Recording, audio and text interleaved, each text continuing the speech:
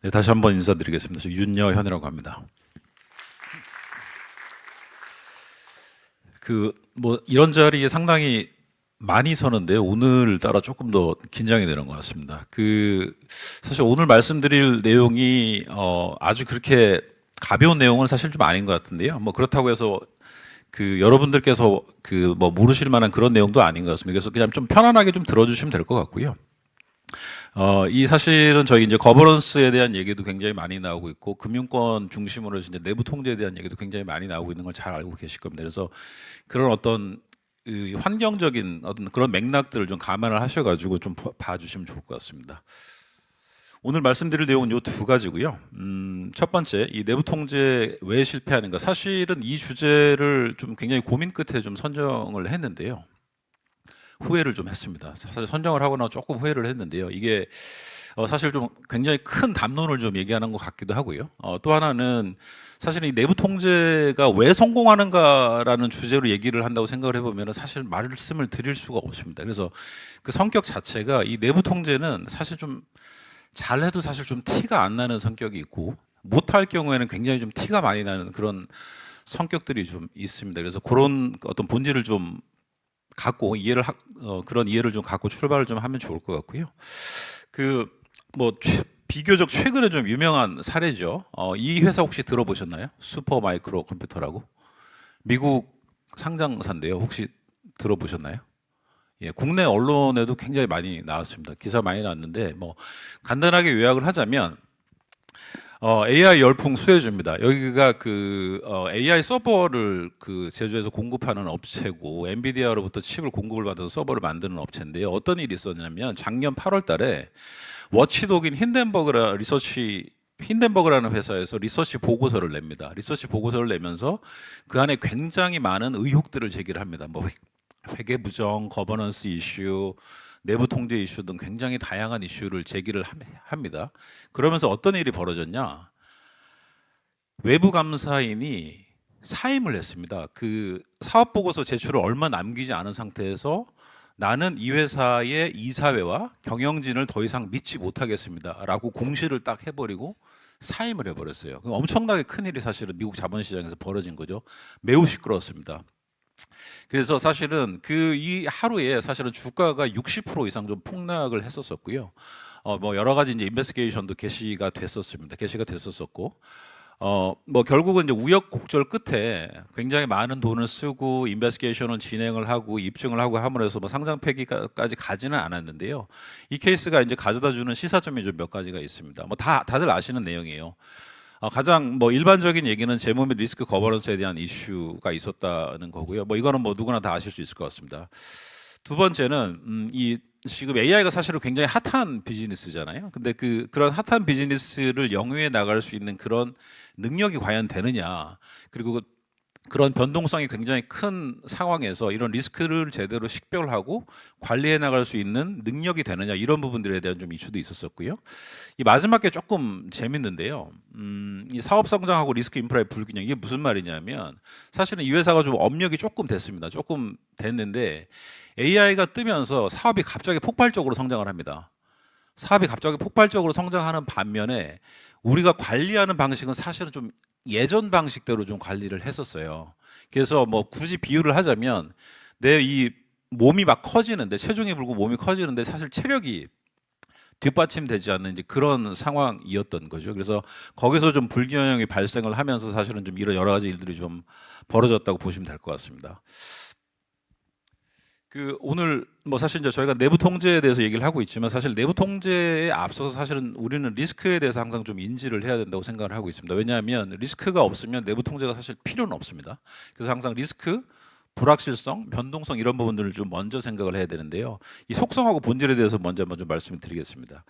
사실 제가 몇 년 전에 한번 요걸 말씀드렸던 내용이긴 한데 다시 한번 말씀을 드릴게요. 어떤 기업도 완벽한 항체를 갖고 있는 회사는 없습니다. 그리고요, 안타깝지만 일단 사건이나 사고가 발생을 하면 그 전에 우리가 했던 많은 일들이 사실은 좀 무시되는 경향들이 있습니다. 그래서 사실 변명처럼 들리고 이런 부분들이 있는데요. 상당히 좀 안타까운 현실이고요. 그리고 계속적으로 진화를 하고 있고 최근에는 극단화되는 경향까지 있습니다. 이 내부 통제 속성과 본질도 또 좀 중요한 부분인데요. 뭐 합리적 확신이냐, 뭐 절대적 확신이냐 이 부분 다 잘 아실 것 같고요. 그리고 에너미 오브 컨트롤이라는 컨셉이 있습니다. 통제의 적이라는 컨셉이 있는데 대표적으로 저 세 가지가 거론됩니다. 저 부분은 제가 뒤쪽에 따로 다루도록 하겠습니다. 그리고 이제 예방적 활동의 딜레마라고 혹시 들어보셨나요? 이게 좀 중요한데요. 이거 혹시 들어보셨나요? 이게 뭐냐면요. 그 저희가 기본적으로 이제 사건 사고가 나지 않기 위해서 뭔가 열심히 관리를 하시잖아요, 그죠? 예, 앞단에서 열심히 뭐 예방적 활동을 많이 하십니다. 그러면 제가 그런 거를 만약에 잘하면 어떻게 되죠? 제가 예방적 활동을 잘하면 사고가 안 납니다. 맞습니다. 사고가 안 납니다. 사고가 안 나면 윗분들은 뭐라고 하시죠? 왜 하냐고 하십니다. 예, 벌어지지도 않을 일에 왜 시간과 돈을 쓰냐 이렇게 말씀을 하시거든요. 그게 사실은 예방적 활동의 딜레마고, 이건 사실은 제가 농담하는 게 아니고 실제로 이런 경우가 많이 있습니다. 많이 있고요. 뭐 그렇다고 해가지고 아무 일을 안 할 수는 없는 거죠. 그래서 사실은 여기서의 핵심은 우리가 균형점을 어떻게 찾아가느냐가 사실 가장 핵심적인 부분이라고 말씀드릴 수 있겠습니다. 자, 통제적인데요. 시간 비용, 그리고 경영진의 통제 우회, 그리고 사람이 갖고 있는 고유한 한계, 뭐 실수, 자의성, 공모 이런 것들인데요. 이거는 예전부터 있었던 그런 요소들이고요. 지금 현재도 사실은 그대로 있습니다. 똑같습니다. 똑같은데 다만 이제 제가 볼 때는 이 환경적, 맥락적인 좀 변화를 저희가 좀 이해를 해야 되는데요. 첫 번째는 이 시간과 비용이 예전의 시간과 비용과 똑같지가 않습니다. 뭐 너무 당연한 얘기죠. 이게 이제 시간과 비용은 항상 제약이 있는, 가치가 있는 요소이다 보니까 우리가 이걸 어떻게 보다 가치 있는 곳에 써야 될지를 좀 더 고민을 해야 되고요. 통제 우회, 통제 우회는 대부분 경영진에 의해서 일어납니다. 이 통제 우회 측면에 있어서는 사실은 지금 현재 이 내부 통제와 관련된 여러 가지 규제 환경의 변화, 감독 당국의 시각, 그리고 이제 앞서 이제 말씀 주셨듯이 이 거버넌스, 또 이사회 역할 및 책임이 이제 강조되는 이런 맥락에서 이런 통제 우회의 관점을 다시 한번 봐야 되지 않을까 생각이 되고요. 이 사람은 이 고유 한계가 있죠, 사실은. 근데 이제 이 고유 한계는 뭐 예전이나 지금이나 뭐 매 한 가지긴 하지만 사실 저희가 지금 지금 그 페이싱하고 있는 현실은 사실은 뭐 급격한 세대 변화라든지 업무 환경 변화, 그리고 요새 뭐 이걸 빼놓고는 얘기를 할 수가 없죠. AI가 사실은 가장 큰 이 변화라고 볼 수 있겠습니다.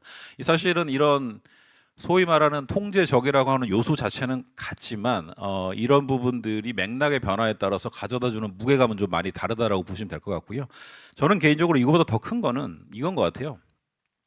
이 비즈니스 환경의 어떤 전례 없는 급격한 변화가 이 자체가 사실은 통제의 적이라고 볼 수는 없습니다. 하지만 통제를 어렵게 만드는 요소는 분명한 것 같습니다.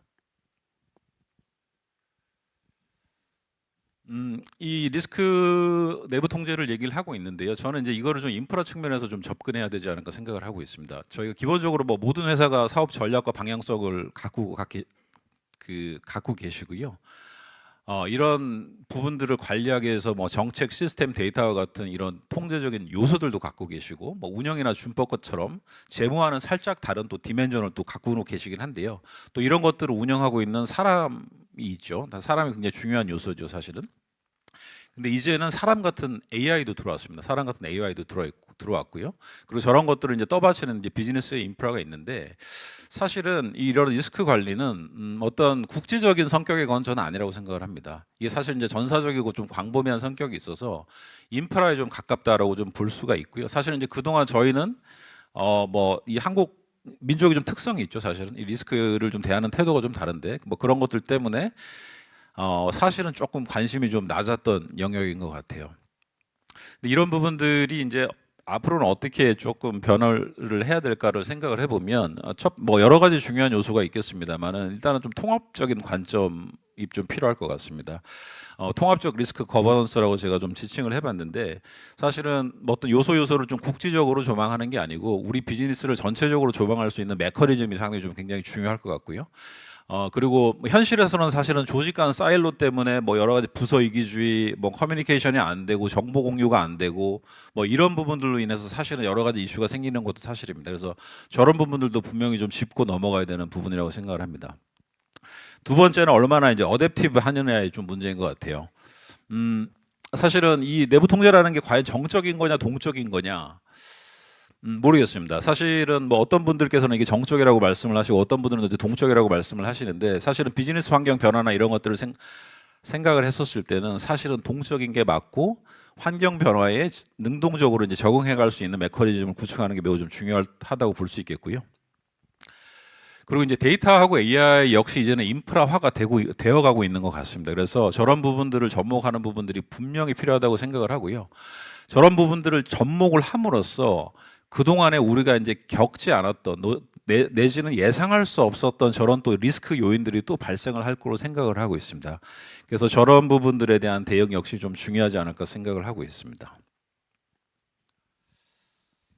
인프라의 힘이라고 제가 좀 명명 지어봤는데요. 요거는 2012년에 그 모건 스탠리에서 좀 사건 사고가 있었습니다. 뭐 간략하게 좀 소개를 드리면, 그 모건 스탠리에 있는 그 중국에 있는 임원이 중국 국영기업 임원한테 그 부동산 거래를 통해서 좀 이익을 좀 제공을 한 게 드러났었습니다. 근데 뭐 잘 아시겠지만 미국이 워낙 레귤레이션이 좀 강하지 않습니까? 미국이 워낙 레귤레이션 강하고 특히 이제 금융권 같은 경우에는 이제 부패 방지 FCPA 같은 것들이 있어서 저런 것들이 이제 매우 강하게 좀 작동을 하고 미국 이외 국가에 대해서도 저런 것들이 다 작동을 하는데요. 저 FCPA법 위반으로 인해서 유죄 판결을 받았습니다. 근데 저 FCPA는 양벌 규정이 있어서 개인뿐만 아니고 회사도 같이 처벌을 받게 돼 있습니다. 근데 어떤 결과가 있었냐면 이 사례에서는 사실 개인만 처벌을 받았습니다. 회사는 면책을 받았고요. 그 이유는 여러분들이 뭐 잘 아시는 내용입니다. 이게 결국은 회사는 회사로서 해야 될 일들을 충실하게 다 했다는 걸 입증을 했다는 거거든요. 그래서 뭐 정말로 많은 조사를 받았습니다. 뭐 DOJ, SEC가 엄청나게 많은 기관으로부터 많은 조사를 받았는데 그 모든 기관에서 공통적으로 했던 얘기가 모건 스탠리에서는 이것과 관련된 리스크를 해지하기 위해서 내지는 예방하기 위해서 굉장히 좋은 인프라를 잘 갖추고 있었다. 저거는 개인의 일탈이다라고 결론을 지었거든요. 물론 이제 저희도 그런 케이스들이 많이 있죠. 근데 결국은 이런 FCPA 관련해서 굉장히 까다로운 정책을 유지를 하고 있었고요. 근데 그 정책이라는 게 그냥 페이퍼로만 존재하는 정책이 아닙니다. 실제로 엑서큐션이 되고 인플레이스가 돼 있는 그런 정책들이고 굉장히 빡빡하게 교육을 실행을 시켰고요. 그리고 여러 가지 이제 모니터링이나 감시 체계 같은 것들을 운영을 했었습니다. 그래서 저런 부분들이 사실은 입증이 됨으로 인해서 회사가 받을 수 있는 피해는 이제 피할 수 있었었는데요. 사실은 이게 이제 양벌 규정에 따라서 회사까지 처벌을 받게 되면은 페널티가 정말 어마어마합니다. 뭐 수백억, 수천억 페널티를 사실은 내는 게 이제 미국 그 규제 이제 정서이다 보니까요. 그래서 뭐 그 결국은 우리가 이 리스크와 관련해서 우리가 회사 자체적으로 어떤 생태계를 구축하고 어떤 인프라를 구축을 하는지 그런 부분에 있어서 좀 시사점이 있다고 생각할 수 있겠습니다. 시계가 계속 가니까 제 말이 좀 빨라지네요. 예. 그 강화되는 자금 통제 부분인데요. 아마 이 내용은 아마 다 잘 아실 것 같아요. 그래서 그 뭐 다 아시는 내용은 제가 간단하게 넘기고요. 그 한 30여 개 회사가 올해 이제 새롭게 공시를 했는데 그 내용 위주로 좀 간략하게 말씀을 드리도록 하겠습니다. 그 이 핵심 변화 사항은 뭐 워낙 많이 접하셔가지고 잘 아실 것 같아요. 그동안 이제 자율 규정으로 있던 게 이제 외관법 시행 세칙으로 이관이 되면서 조금 더 이제 무게감이 조금 더 더해졌죠. 더해진 부분이 하나가 있고요. 그다음에 부정위험 및 자금 공시 관련해서는 사실은 이제 부정위험 평가를 좀 내실화하자라는 취지가 좀 있고요. 거기에 연동해서 자금 통제의 내용과 평가 결과를 공시를 해라. 그리고 이제 감사위원회는 경영진하고 외부 감사인하고 부정위험 평가라든지 자금 통제에 대해서 논의해라. 이런 내용들이 이제 새롭게 들어왔습니다. 저런 게 이제 그 규정상의 변화이고요. 사실은 이제 뭐 환경적인 변화를 좀 생각을 해보시면 아까 뭐 드렸던 말씀하고 그 일맥상통하는데요. 이 감독 당국의 내부 통제에 대한 입장과 시각이 사실 좀 굉장히 강화되고 있는 것 같습니다. 사실은 뭐 아시는 분 아시겠지만 특히 이제 아마 금융 쪽에 계신 분들은 더 많이 인지를 느끼실 것 같은데요. 지금 금감원에서 굉장히 많은 보도 자료를 내놓고 있고 그 중에는 사실 내부 통제와 관련된 내용들이 굉장히 많습니다. 그리고 가장 핵심적인 키워드는 저는 거기서 실효성이라고 생각을 합니다. 내부 통제 실효성에 대해서 굉장히 강하게 지금 보이스를 내고 있고요. 금융기관 같은 경우는 뭐 책무 구조도처럼 저런 좀 강화된 레귤레이션도 지금 도입이 됐죠. 그리고 이제 감리 계도 기간이 종료가 됐습니다. 뭐 아직 사실 공식적으로 감리를 시작했다 뭐 이런 것들은 아직 들어본 적은 없지만 분명히 지금 감리 계도 기간이 종료가 됐고 제가 뭐 이해하고 있기로는 감독 당국에서도 이런 부분에 대해서 좀 스터디를 많이 하고 있는 걸로 이해를 하고 있습니다. 그 법제화 부분이 사실은 조금 실질적인 임팩트가 어디까지인지를 조금 생각을 좀 해봐야 될 것 같아요. 사실은 지금 보시는 이 화면은 이 내부계 관리 제도의 그 일반적인 라이프 사이클인데요. 굉장히 제가 좀 단순화하긴 했지만 위험에 대해서 정확하게 평가를 하고 내부 통제에 대해서 설계 운영을 하고 그걸 검증을 하고 미비점을 평가를 하고 그다음에 그리고 그 중에서 이제 자금 통제 부분을 뽑아가지고 이제 공시를 하는 이제 이런 일련의 과정인데요. 지금 표면적으로 법에서 관할하는 영역은 저 마지막에 있는 빨간색 영역입니다. 그래서 저 부분이 이제 표면적인 법의 영역이라고 보시면 될 텐데요. 실제로 이 단계별로 사실은 저희가 좀 현실적으로 좀 고민할 문제들이 좀 있습니다. 사실 어젠가요? 어제도 좀 기사가 좀 났던 것 같긴 하던데 이 내부계 관리 제도가 상당히 좀 형식적으로 흘러간다 뭐 이런 좀 비판적 기사가 어제도 났었는데 사실 뭐 아마 조금 공감하실 것 같아요. 그래서 뭐 그런 부분들이 조금 리스크 요인인 것 같은데 뭐 예를 들면 위험 평가가 사실 이제 형식적인 부분들 그리고 이제 내부 통제가 제대로 작동하기 위해서는 저걸 하시는 분들이 정확하게 이해를 하고 인베딩을 해주는 게 되게 중요한데 잘 아시겠지만 재무나 회계가 아닌 다른 현업 부서의 분들은 사실 저런 인지도나 이런 부분들이 조금 떨어지는 것들이 많죠. 사실은 뭐 저런 부분들도 마찬가지고 그리고 이제 미비점 평가 보고 관련해서도 사실 약간의 어떤 내로남불 성향이 좀 있습니다. 그 미비점 평가를 할 때 원래 기준에서는 객관적으로 평가를 하게 돼 있는데 사실은 조금 바이어스가 들어가는 경우도 좀 왕왕 있는 것 같아요. 그래서 저런 뭐 이 현실적인 조금 이슈들이 좀 있는 것 같은데요. 사실 저희가 취지를 생각해 보면 결국은 이 재무보고 리스크 관리를 위해서 어떤 일련의 촘촘한 과정이 사실은 이제 본래 취지입니다. 그래서 결국은 이제 법에서 지금 얘기하고 있는 영역은 마지막 끝단에 좀 치중이 돼 있긴 하지만 사실 저런 부분들이 제대로 이행이 되기 위해서는 저 앞에 있는 부분들도 사실은 다 좀 제대로 돼야 된다고 말씀을 드릴 수가 있겠습니다. 뭐 너무 당연한 거죠. 저게 사실 위험 평가가 첫 단추다 보니까 저런 부분들도부터 조금 더 이제 밀도 있게 잘 진행이 돼야지 결국은 우리가 법의 이행이 있어서 조금 더 컨피던트하지 않을까 생각을 하고 있습니다. 예, 24년 자금 통제 공시 현황을 저희가 좀 분석을 해 봤습니다. 저희가 뭐 불과 이제 며칠 전에 저희가 좀 분석을 좀 완료를 했는데요. 지금 2조 이상 한 30여 개사가 공시를 했어요. 저도 좀 놀랐습니다. 이게 사실은 1년 유예가 됐잖아요. 1년 유예가 됐는데 저도 이렇게 많은 회사가 공시를 할지 몰랐습니다. 그래서 한 30개 회사가 공시를 했고요.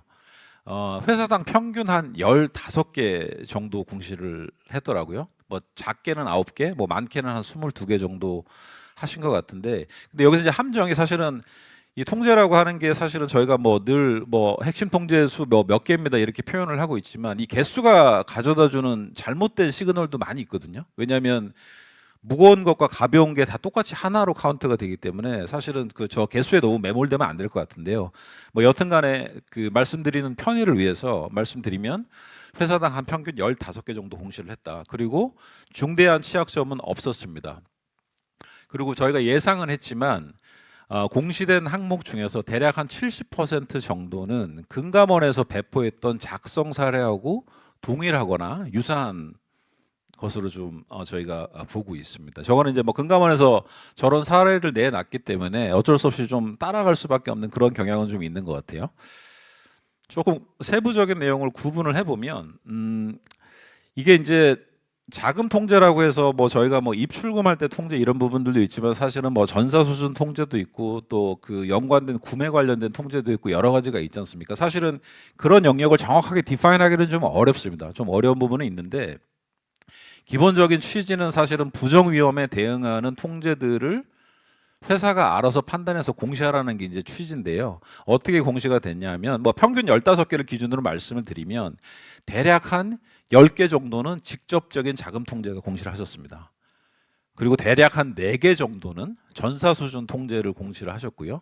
그다음에 뭐 나머지 이제 기타 업무 수준 통제 같은 경우는 1개 내지는 2개 정도로서 아주 이제 최소한의 양만 좀 공시를 하셨습니다.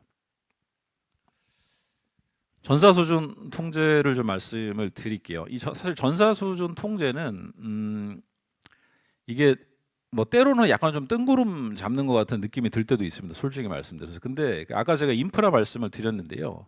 이 전사 수준 통제는 정책이나 제도와 관련된 성격을 많이 갖고 있습니다. 그래서 사실은 우리가 뭐 바로 눈앞에 드러나지 않더라도 인다이렉트 하더라도 인프라의 성격을 갖고 있습니다. 그래서 사실은 전 중요하다고 생각을 하고 있고요.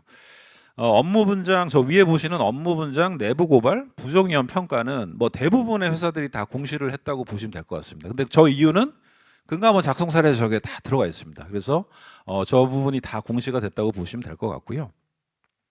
근데 이제 중요한 거는 저게 이제 내가 제도를 갖고 있느냐 하고 실제 저 제도가 잘 작동을 하느냐는 좀 다른 얘기긴 하거든요. 그래서 사실은 저게 있느냐 없느냐도 물론 중요하긴 하지만 있어도 이제 실효성 있게 작동을 하는 게 굉장히 좀 중요하다. 왜냐하면 실제로 많은 사건 사고들이 있었지만 그 많은 사건 사고들의 원인을 파악을 해보면 유명무실한 제도, 유명무실한 정책에서 그런 것들이 기인된 경우가 굉장히 많았습니다. 그래서 내가 뭐 아주 잘 써 있는 정책이 있다. 그게 중요한 게 아니고 그게 실질적으로 인베딩되고 작동이 되는 게 되게 중요하고 그걸 다른 말로 실효성이라고 표현을 합니다. 내부 고발 제도인데요. 사실 내부 고발 제도가 어렵습니다. 사실 굉장히 어려운 제도고 우리나라 정서에 조금 안 맞는다는 비판도 사실은 있었습니다. 예. 뭐 저것도 자명한 사실이고요. 대부분 다 공시를 했었습니다, 회사가. 근데 재밌는 거는 그 4월 초에 금감원에서 준법 제보라는 제도를 이제 만들겠다라고 보도 자료를 내놨어요. 근데 저게 뭐냐면 결국은 이제 은행권의 이제 내부 고발 제도에 대한 내용인데요. 사실은 이제 감독 당국에서는 이런 시각을 좀 갖고 있었던 것 같아요. 기존의 내부 고발 제도 같은 것들 다 운영을 했지만 사실은 내부적으로 쉬쉬하고 제대로 그런 어떤 제도의 효력이 제대로 안 나오더라. 그래서 저런 실효성에 대해서 좀 문제 의식을 좀 갖고 있었었고요. 저런 문제 의식에서 출발을 해서 이제 준법 제도로 이름도 바꾸고 여러 가지 이제 제도적인 요소들을 조금씩 바꾸고 있는 것 같습니다. 그래서 제가 이 말씀을 왜 드리냐면 이게 사실 내부 고발 제도가 어려워요. 어렵지만은 저희 뭐 통제 환경 측면에서는 굉장히 좀 중요한 요소고 감독 당국에서도 이 제도의 실효성이나 이런 부분들에 대해서 좀 관심을 갖고 있는 것 같아서 다시 한번 제가 강조해서 말씀을 드리고요. 부정위험 평가 부분인데요. 부정위험 평가 여기 좀 선이 좀 빠졌네요. 이 부정위험 평가는 사실은 뭐 산업 특성이라든지 데이터 분석과 연계해서 좀 퀄러티 있게 부정위험을 좀 평가를 해주는 게 굉장히 좀 중요합니다. 그리고 그런 부분들이 좀 바탕이 돼야지 우리 이제 지배기구 그 감사위원분들이죠. 감사위원분들이 사실은 이런 부정위험 평가 그리고 거기에 관련되는 통제에 대해서 여러 가지 이제 디스커션을 하셔야 되는데 저런 부분들이 좀 밑바탕에 돼야지 조금 더 의미 있고 심도 있는 심도 깊은 어떤 디스커션을 나눌 수 있지 않을까 생각을 합니다. 그 상심 모니터링하고 내부 감사 저것도 좀 중요한 포인트인데요. 사실 굉장히 좀 중요한 포인트입니다. 그리고 이제 24년 5월 달에 금감원에서 이제 별도의 보도 자료를 통해서 내부 통제에서는 뭐 이런 것들이 중요합니다라고 이제 보도를 한 게 있는데 저 중에서 뭐 내부 감사 같은 게 좀 하이라이트가 됐었었죠. 근데 저도 이걸 보면서 조금 믿을 수가 없었는데 이 31개사 중에서 내부 감사로 공시를 한 데가 3군데 정도밖에 없더라고요. 근데 모르겠습니다. 이게 뭐 요즘에는 이제 내부 감사라고 안 부르고 이제 진단이라고 부르기도 하고 뭐 굉장히 뭐 다양한 명칭으로 좀 부르시긴 하는데요. 이게 실제로 내부 감사 조직 뭐 내지는 제도가 없어서 그런 건지 아니면 여기에서 얘기하고 있는 거하고 취지가 안 맞아서 안 한 건지 뭐 그거는 제가 정확하게 파악할 수는 없습니다만은 이 내부 감사 관련된 부분들이 상당히 좀 공시가 적어서 저런 부분들은 어떤 거버넌스의 역할이나 유효성 측면에서 좀 생각해 볼 좀 필요가 있지 않을까 생각합니다. 예, 직접적 자금 통제는요 상당히 좀 버라이어티합니다. 이 사실 뭐 은행 계좌를 관리하고 입출금을 관리하고 하는 것들은 회사에 상관없이 거의 대동소이합니다. 그죠? 거의 대동소이합니다. 그래서 회사별로 사실 좀 편차가 없고요.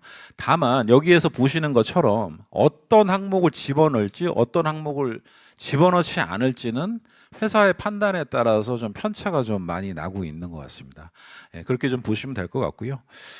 한 가지 좀 특이한 거는 인감 사용 저런 것들은 모든 회사가 다 적용이 될 것 같기는 한데 또 일부 회사는 또 안 하셨더라고요 보니까. 일단은 뭐 아직 제가 볼 때는 제도 첫 해이고 정착이 되지 않다 보니까 뭐 저런 모습들이 좀 보이는 것 같고요. 그리고 이제 업무 수준 공시 현황은 뭐 거래처 마스터라든지 출고 관리라든지 좀 소위 말하는 그 PLC 영역의 좀 통제들인데 저런 부분들은 기본적으로 개수 자체가 매우 제한적입니다. 그래서 어떤 산업 특성이 반영된 업무 수준 통제를 공시한 기업은 좀 제한적이라고 볼 수 있겠습니다. 뭐 다 말씀드렸는데요. 좀 정리를 해보자면 첫 해다 보니까 상당히 좀 보수적인 성향이 좀 엿보이는 것 같습니다. 그리고 이제 금감원에서 내놓은 예시 통제에 대한 의존도도 조금 높다고 보이고요. 그리고 이제 그룹사가 한꺼번에 이제 공시를 하는 데들이 좀 있습니다. 근데 저런 데들은 당연히 이제 연결 기준으로 가기 때문에 우리가 어떤 톤으로 어떻게 공시를 할지에 대해서 그룹사 내부적으로 좀 얼라이먼트를 한 모습들이 좀 보이고요. 전사조준 통제는 아까 실효성 말씀드렸습니다. 그리고 이제 그 선택적 공시에 대해서 좀 말씀을 드리면 이 선택적 공시라는 표현이 있습니다. 금감원 그 보시면 선택적 공시라는 표현이 있는데 이 선택적 공시가 공시를 할지 말지 알아서 해라 뭐 이런 의미인 건지 아니면 회사마다 상황이 다 다르니 회사의 상황과 특성에 맞는 것들을 공시를 해라 그런 의미인 건지 저는 아직도 좀 궁금하더라고요 그게. 근데 지금 공시된 걸 보면은 이제 아마 이거는 공시를 안 해도 되는 거야 라고 생각을 하시고 공시를 안 하신 분들이 많은 것 같은데 아마 본래 취지는 제가 볼 때는 좀 후자가 아닐까 저는 생각을 해봅니다. 그리고 요거는 좀 생각해 볼 문제긴 하지만 업의 특성에 따라서는 사이버 시큐리티 같은 또 내지는 이제 디지털과 관련된 저런 통제가 부정위험과 관련돼 있을 수 있는 업이 있을 수도 있다고 생각을 합니다. 그래서 저런 부분들은 업에 따라서는 다시 한번 좀 생각을 해봐야 되지 않을까 생각해 봅니다. 이 부정위험, 뭐 자금 통제 강화 관련해서 키워드만 몇 가지 말씀드리겠습니다. 규제 환경에 그 금감원에서는 실효성 너무너무 강조를 하고 있습니다. 정말로 실효성 너무너무 강조를 하고 있고요. 부정위험 평가 사실 그 실질적이고 밀도 있게 하는 게 굉장히 좀 중요하다고 생각을 하고 있습니다. 그러기 위해서는 우리 업의 특성 같은 것들을 좀 충분히 반영을 해줘야 된다고 생각을 하고요. 데이터 분석과 같은 것들을 연계를 통해서 조금 더 그런 것들을 실질적으로 만드는 효과가 그런 부분들이 필요하다고 생각을 합니다. 그리고 저희가 이제 크게 관가하는 것 중에 하나가 이제 환경인데요. 통제 환경 뭐 그런 표현을 많이 쓰고 있죠. 사실은 저 환경이 매우 중요합니다. 결국은 내부 통제도 마찬가지고 일도 마찬가지인데 이거를 제대로 할 수 있는 환경을 만들어주는 게 사실 매우 중요합니다. 근데 많은 경우에 저런 환경이 받쳐주지 못해서 우리가 해야 될 일을 제대로 못하는 경우도 굉장히 많습니다. 그리고 저런 환경에는 AI에 관련된 부분들도 이제 큰 기회와 위협으로 다가올 거로 생각을 하고 있습니다. 네, 10분 정도 남았네요. 저희 그 AI를 빼놓고 요새 뭐 얘기를 하기가 좀 어렵잖아요. 그 저희도 그 AI에 대해서 고민을 많이 하고 있습니다. 많이 하고 있고요. 이 케이스학스 측면에서 우리가 AI를 어떻게 접목을 해서 어떻게 조금 더 의미 있는 거를 해볼 수 있을까 좀 고민을 많이 했습니다. 일단 한번 저희 시연 한번 먼저 보시죠. 네, 안녕하세요. 저는 케이삭스 AI 개발 총괄을 담당하고 있는 내부통제팀의 정수정이라고 합니다. 반갑습니다. 네, 이렇게 많은 분들 모시고 저희 케이삭스 AI 처음으로 시연 드리는데요. 저에게 정말 뜻깊은 자리인 것 같고 그만큼 이제 여러분들의 피드백도 기대하고 있겠습니다. 그럼 바로 좀 시연 보여드리도록 하겠습니다. 네, 이건 첫 번째 스텝으로 회사의 RCM을 업로드를 합니다. 업로드를 하면 오늘 자금에 대해서 얘기를 했기 때문에 자금 통제에 대해서 테스트 해보도록 하겠습니다. 저희 이 부분은 뱅크 레콘실리에이션이고요.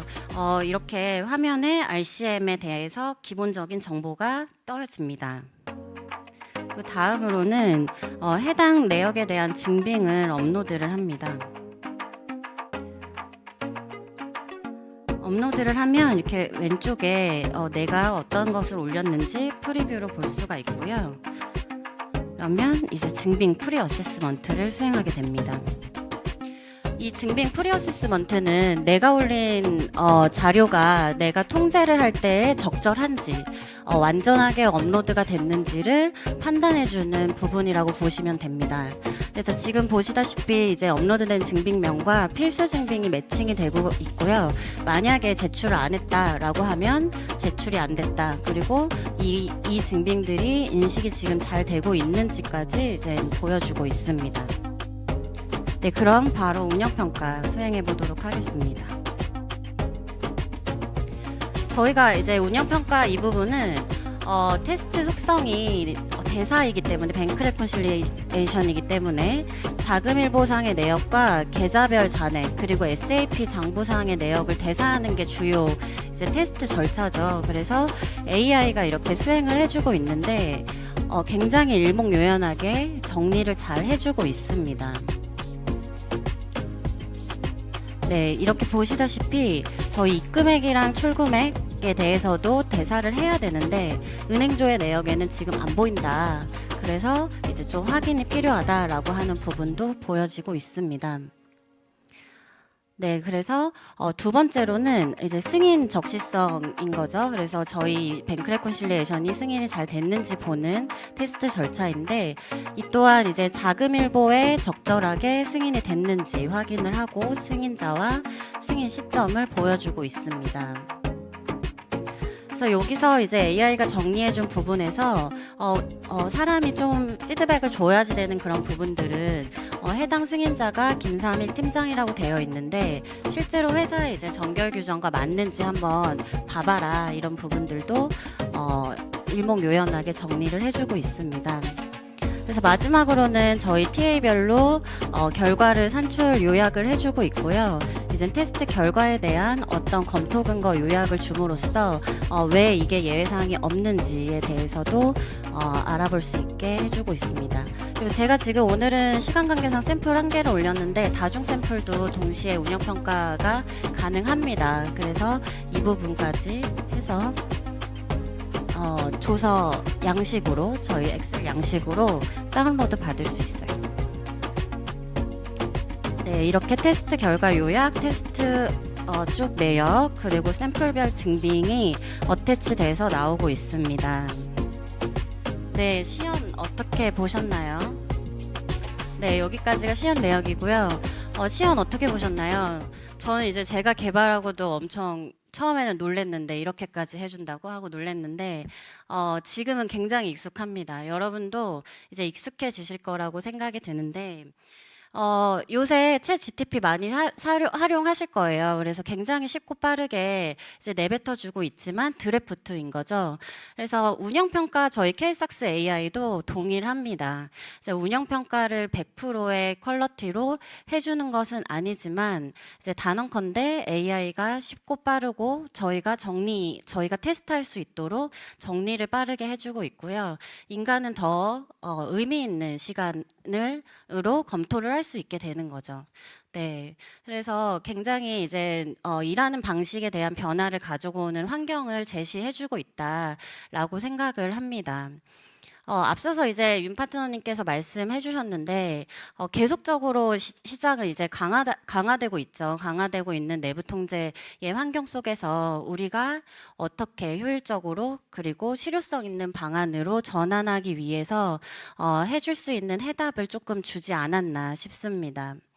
그래서 지금은 운영평가 부분만 말씀을 드렸는데 이제 우리는 이런 솔루션에 대해서 AI와 접목을 해서 위험평가 그리고 설계평가 더 나아가서 경영 진단까지도 AI와 접목을 해서 다양한 영역으로 확장을 할 예정입니다.